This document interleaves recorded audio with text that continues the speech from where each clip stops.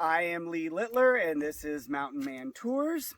We are at the Monument Peak Trailhead, just outside of Payson, Arizona, in the beautiful Rim Country here. And when we do these hikes, I normally would give a safety talk. It's not a very long one. It's safety talk amounts to be careful, watch your step, don't get hurt. I'm not carrying you out of here.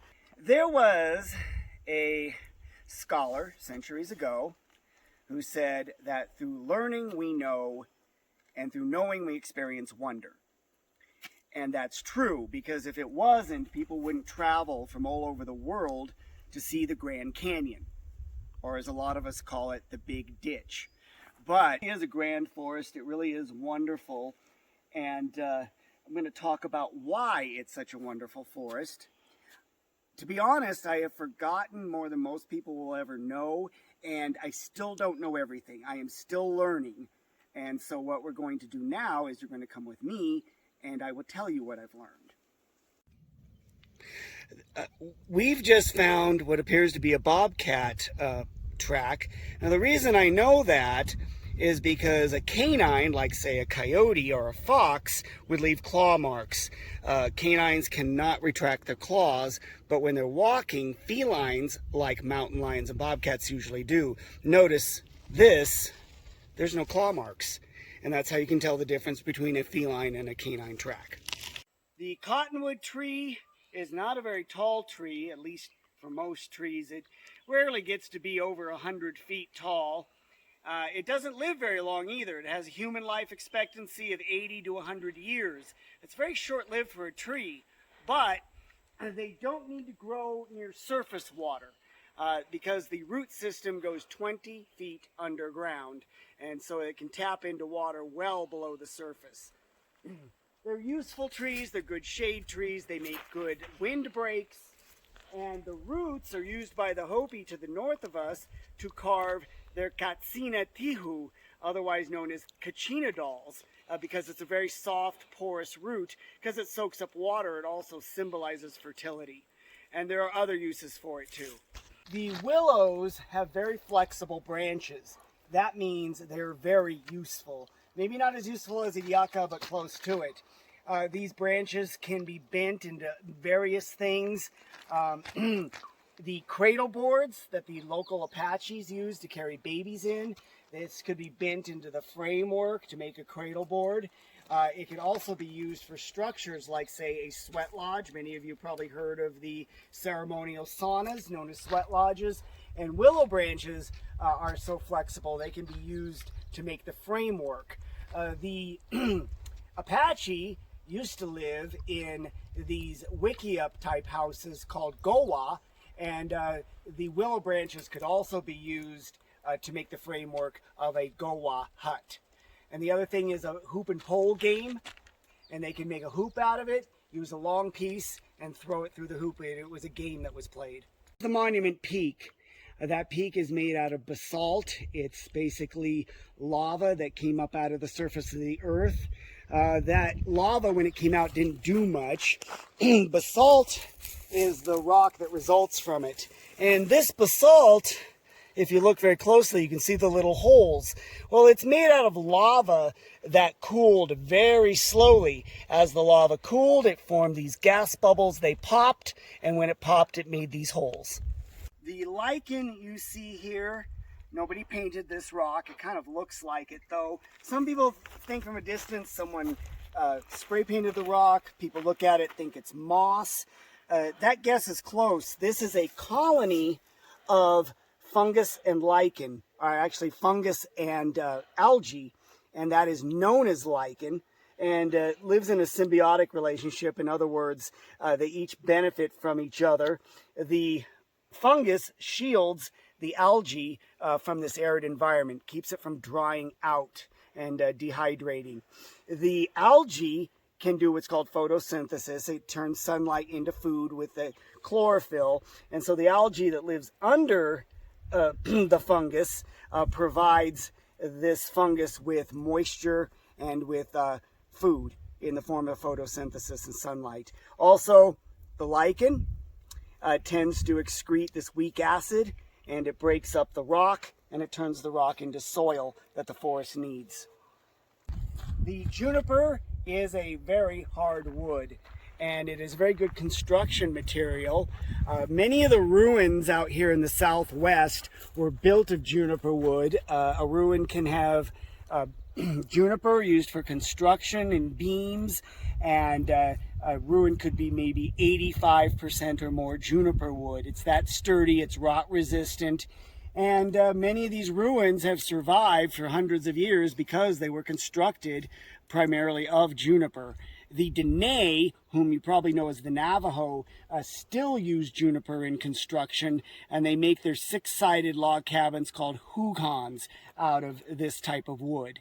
This is an alligator juniper, but there are several other varieties, one seed juniper, Utah juniper, and several others. In fact, they also grow out here.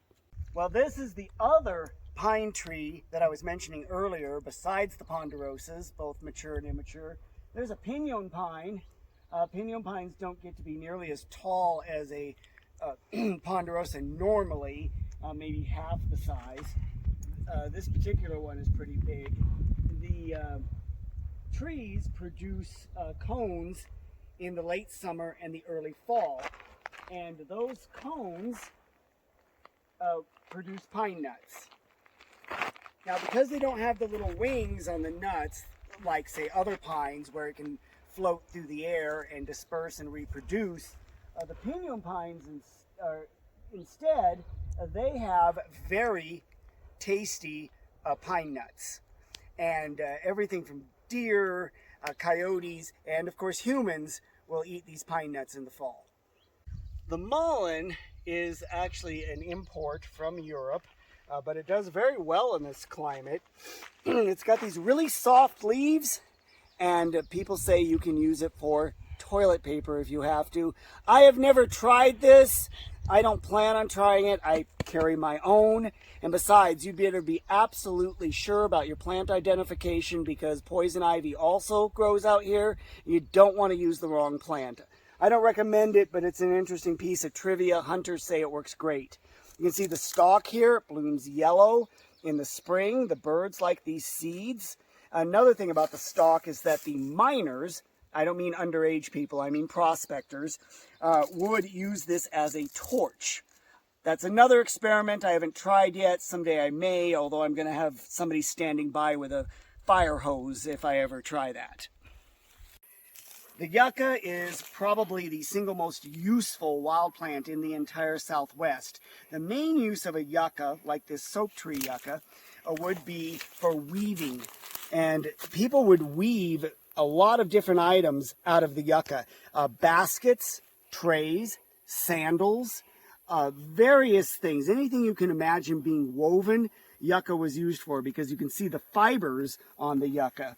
And you can see how they could be separated for weaving. This is the stalk of a soap tree yucca. Soap tree yuccas like this can get to be several feet high.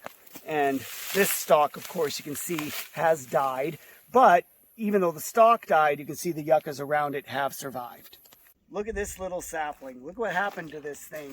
This thing never reached maturity. You can see it's dying at the top. And that's because all this bark was stripped away from this immature juniper. And the reason it was stripped away? Elk. The bull elk, late summer, early fall, they will start to strip away their velvet. What happens is they have to get rid of this velvet on their antlers. By the way, has anybody ever seen elk horn? Well, that's a trick question. Elk don't have horns. Horns are attached to the skull. Antlers are shed. But the antlers still have to grow, so they get these blood vessels on the outside, and it's called velvet, and that's how the antlers grow.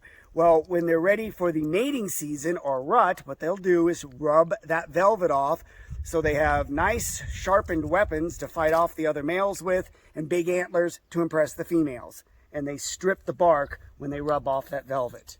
People think there's two types of pine trees out here. There is a smaller pine tree, but these orange ones are actually a mature ponderosa. Like with humans, and the male of the species especially, the ponderosa pine tree doesn't reach maturity until it's after 50. And this is an immature ponderosa pine tree, and you notice it's that charcoal gray color. And this is what an immature one looks like. So the immature ones are gray, and the mature ones turn this rust color. Not two types of trees, it's actually one, mature and immature. Even though it might look this way, this ponderosa pine tree was not used for target practice, not by humans anyway. This was done by our acorn woodpeckers. And you can see what they can do to a piece of wood. They really drilled into this. Now the reason they drill into it is to put acorns into these holes. It's a little strange. Woodpeckers usually eat insects, but these particular woodpeckers like to gather acorns. They need a mixed forest environment to do this. So they'll get the acorns from the oak trees. It's a hardwood though. So instead of drilling into that hardwood, they take the acorns and they will drill into this softer wood of the ponderosa pines to put their acorns in. And if they're lucky, those acorns will get weevils in them. And then they can come back and eat the weevils inside the acorns. As beautiful as this forest is, it is seriously overgrown. It is a wildfire waiting to happen. But the forest gets thinned, and sometimes by natural forces. One of the most common ways a forest gets thinned is this. This is from a lightning strike. Lightning strikes are the most common type of wildfire that occurs, the most common cause of wildfires. They say only you can prevent forest fires. Well, they're not always preventable. And sometimes it's a lightning strike that takes out the trees. Now this lightning strike didn't really spread very far, but sometimes they do. This is the Grand Forest. This is the largest continuous ponderosa pine forest on the planet. One of the many wonderful things about this area. It stretches for over 200 miles from the vicinity of Williams, Arizona, west of Flagstaff, all the way to Show Low in the White Mountains. It's about 200 miles long. It follows the Mogollon Rim, something I want to talk about a little bit more later. It's a huge forest though.